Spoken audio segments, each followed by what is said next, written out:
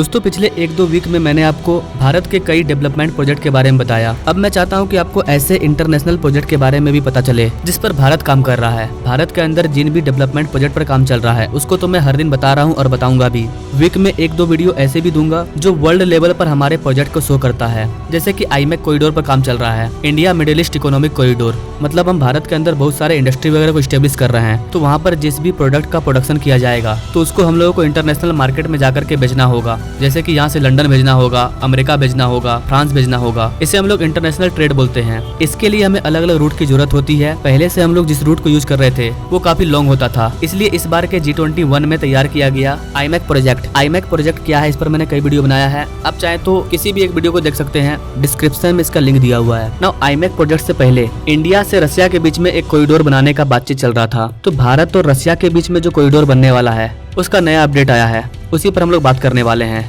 कि भारत और रसिया के बीच में जो कॉरिडोर बनने वाला था उसको लेकर के पुतिन का क्या कहना है, ये कॉरिडोर कब स्टार्ट होगा। क्योंकि भारत और रसिया के बीच में जो कॉरिडोर बनने वाला है वो ईरान से होकर के गुजरेगा और अभी ईरान और इजराइल में वॉर चल रहा है। तो चलिए समझते हैं कि इंडिया से रसिया वाला कॉरिडोर का क्या नया अपडेट आया है। नमस्कार दोस्तों, मैं विकास और आप देख रहे हैं ऑल इंडिया अफेयर्स।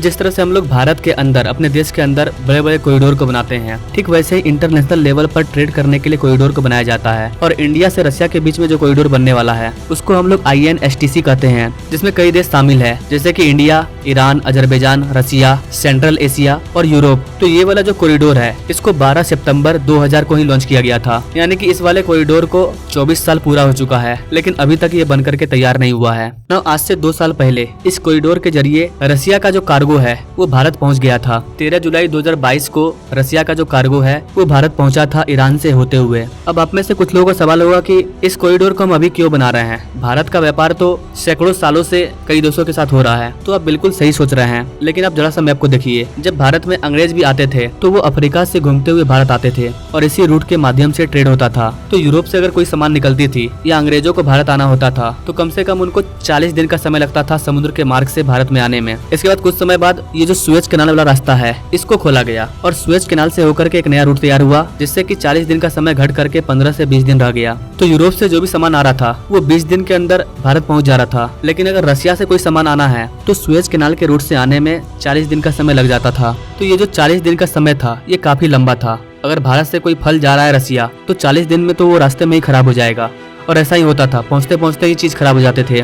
तो इसी डिस्टेंस को कम करने के लिए इंडिया से रसिया के बीच में एक कॉरिडोर बनाने का डिसीजन लिया गया। लेकिन 20 सालों से इस कॉरिडोर का काम कभी बनता है कभी रुकता है, बीच में अड़चन लगते रहती है। इंडिया रसिया वाला कॉरिडोर 20 सालों से इसलिए रुका हुआ है क्योंकि जिन जिन देशों से होकर के इंडिया से रसिया जाया जाएगा उनके बीच का जो रिलेशन है वो सही नहीं है। यहाँ पर आप मैप देख सकते हैं, यहाँ पर अपना प्यारा भारत और ये हमारा मुंबई। ये कॉरिडोर मुंबई से स्टार्ट होता है, मुंबई से जाएगा ईरान, ईरान से अजरबैजान, अजरबैजान से अस्त्रखान और अस्त्रखान से रसिया यानी मॉस्को, रूस की राजधानी है मॉस्को। तो मुंबई से जो सामान निकलेगा वो जहाज के माध्यम से ईरान तक जाएगा और ईरान से फिर रेल कॉरिडोर को बनाया जाना था और रेल के माध्यम से ये सामान इंटर करेगा अजरबैजान में। तो ईरान के द्वारा जो रेलवे लाइन को तैयार करना था वो तो तैयार हो चुका है, लेकिन अजरबैजान के द्वारा जो रेल कॉरिडोर को बनाना था वो अब तक तैयार नहीं हुआ है। अजरबैजान इस डेवलपमेंट को बार बार रोक देता है। तो बेसिकली अजरबैजान की वजह से इंडिया रसिया वाला कॉरिडोर रुका हुआ है। तो अब आप यहाँ पर कह सकते हो कि इंडिया और रसिया के बीच में तो ट्रेड काफी समय से हो रहा है। जी गाइस, ट्रेड तो हो रहा है। यहाँ से हम ईरान जा रहे हैं, ईरान जाकर के हम अजरबैजान में ना जाकर के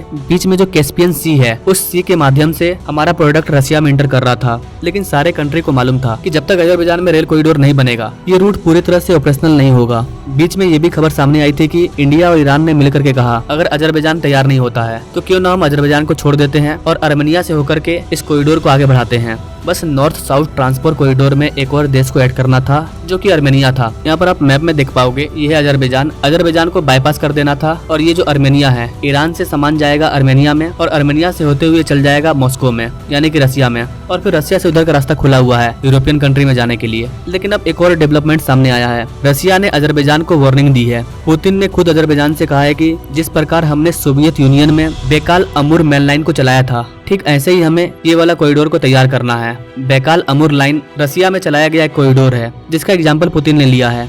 बैकाल अमूर मेल लाइन बेसिकली एक बहुत बड़ा रेलवे कॉरिडोर है जो कि रसिया में बनाया गया था। ठीक वैसा ही कॉरिडोर अजरबैजान को बनाने के लिए कहा जा रहा है पुतिन के द्वारा। तो व्लादिमीर पुतिन ने बेसिकली अजरबैजान को समझाया कि अगर आप हमारी इसमें मदद करते हैं तो आपको भी ग्रो करने का मौका मिलेगा, आपको भी इंडियन मार्केट में एक्सेस मिलेगा अपने चीजों को इम्पोर्ट एक्सपोर्ट करने का, और आप भी काफी तेजी से ग्रो कर पाएंगे। कैसे ये वाला जो कॉरिडोर है इसमें सबसे बड़ा फायदा, सबसे बड़ा जो इंटरेस्ट है वो रसिया का है, क्योंकि भारत के पास तो बहुत सारे कॉरिडोर मौजूद है, जैसे की आईमेक कॉरिडोर। हम जिन भी चीजों को भारत के अंदर बना रहे हैं हमें उसे दुनिया के अलग अलग मार्केट में भेजना है, तो हम यूरोप जाने के लिए आईमेक कॉरिडोर पर काम कर रहे हैं। और आईमेक कॉरिडोर का जो फर्स्ट फेज का काम है वो स्टार्ट भी हो चुका है, जिसमें हम मुंबई से यूएई तक जाएंगे। तो भारत को कोई दिक्कत नहीं है, अगर इंडिया रसिया वाला कॉरिडोर नहीं भी बनता है तो हम आईमेक कॉरिडोर को यूज करेंगे। लेकिन आईमेक कॉरिडोर में भी प्रॉब्लम चल रही है कि इजराइल और हमास में, इजराइल और ईरान में वॉर चल रहा है, और जो इंडिया रसिया वाला कॉरिडोर है वो भी रुका हुआ है, और जो स्वेज कैनाल वाला रास्ता है वहाँ पर भी प्रॉब्लम क्रिएट हो रहा है यमन यूथियों के द्वारा। तो ऐसे में भारत का जो ट्रेड है वो रुक गया है। तो अगर हम लोगों को वर्ल्ड का थर्ड लार्जेस्ट इकोनॉमी बनना है तो हमें इंटरनेशनल ट्रेड को करना पड़ेगा। तो ऐसे में जितना जल्दी हो सके इनमें से किसी भी कॉरिडोर का स्टार्ट होना काफी ज्यादा जरूरी है। तो अब ये चीज आगे देखने को मिलेगा कि अजरबैजान का क्या रिस्पॉन्स आता है। अगर अजरबैजान मान जाता है तो ये कॉरिडोर स्टार्ट हो जाएगा, अगर अजरबैजान नहीं भी मानता है तो फिर आर्मेनिया के थ्रू ये वाला कॉरिडोर स्टार्ट हो जाएगा। बाकी आप इस चीज के बारे में क्या कहना चाहेंगे? भारत को कौन से कॉरिडोर से ज्यादा फायदा होगा, आईमेक कॉरिडोर से